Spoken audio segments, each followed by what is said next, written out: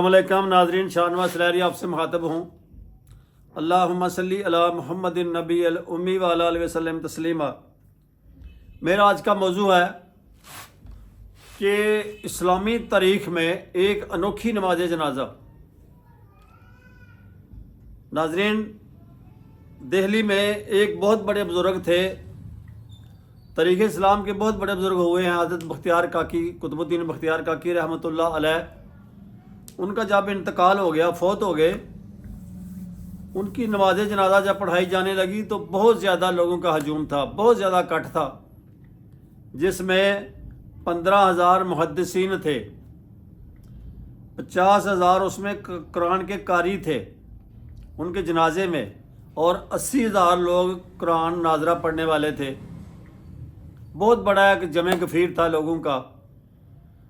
تو خواجہ صاحب کے ایک مرید کھڑے ہوئے، انہوں نے کہا کہ حضرت صاحب نے ایک وصیت نامہ لکھا ہے جو نماز جنازہ سے پہلے پڑھا جائے گا، اور اس نے کھڑے ہو کر وصیت نامہ پڑھا، جس کی 4 شرطیں تھیں۔ پہلی شرط یہ تھی کہ میرا جنازہ وہ آدمی پڑھائے جس نے ساری زندگی فرض نماز تو قضا کرنا دور کی بات ہے، کبھی اس کی تکبیر اللہ بھی فوت نہ ہوئی ہو۔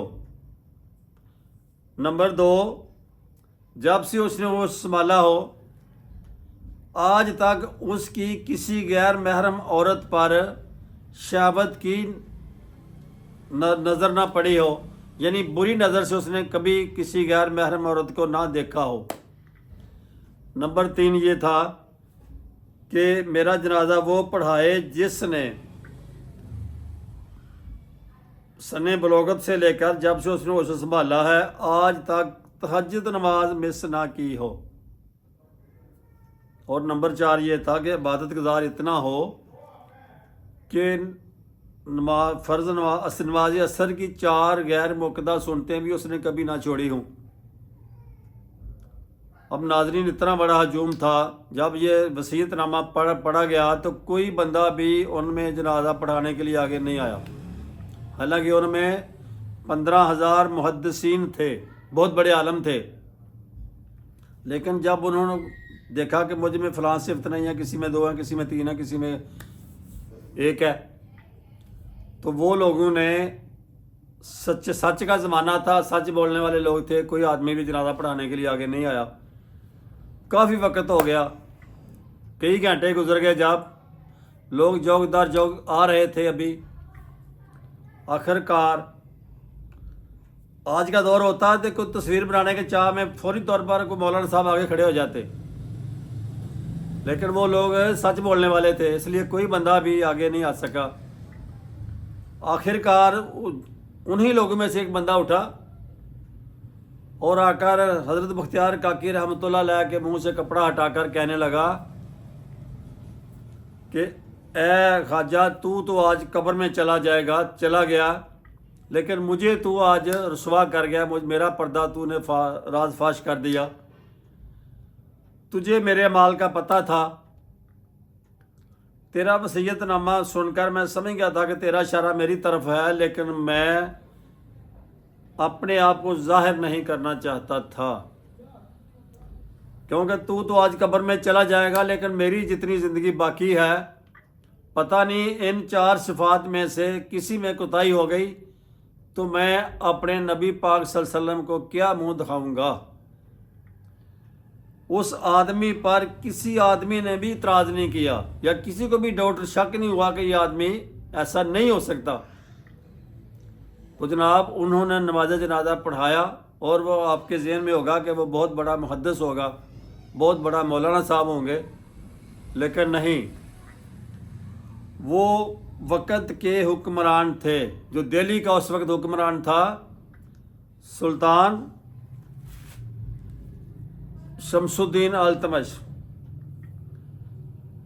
سلطان شمس الدین التمش اتنا عبادت گزار تھا کہ اس میں یہ ساری کی ساری صفتیں، 4 صفتیں پائی جاتی تھی کہ نہ اس نے اپنی نماز تہجد کبھی زندگی میں چھوڑی، نہ اس نے کبھی غیر محرم عورت کی طرف بری نظر سے دیکھا، نہ اس کی کبھی فرض نماز میں کبھی تکبیر اللہ فوت ہوئی، اور نہ اس نے کبھی عصر کی سنتیں چھوڑی تھیں۔ وہ بھی بہت کامیاب حکمران تھے، ان کے دور میں بھی ان کا بہترین جی ڈی پی تھا، بہترین ملک ترقی میں جا رہا تھا، امن و امان بہترین تھا۔ لیکن آج کا دور ہوتا تو شاید بغیر جنازے کے دفن کرنا پڑتا، لیکن وہ لوگ بھی کام کرتے تھے، ان لوگوں کے پاس بھی وقت نہیں ہوتا تھا، لیکن اللہ کے لیے عبادت وہ لازمی وقت نکال لیتے تھے۔ آج کے جو ہمارے حکمران ہیں 2.25 ارب مسلمانوں میں سے، ان میں سے دیکھیں کہ کتنے لوگ ان صفات کے حامل ہیں۔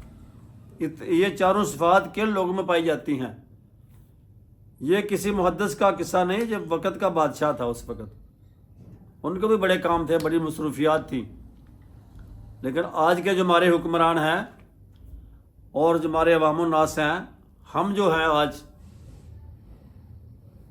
ہم میں ان صفات کے کتنے لوگ حامل ہیں؟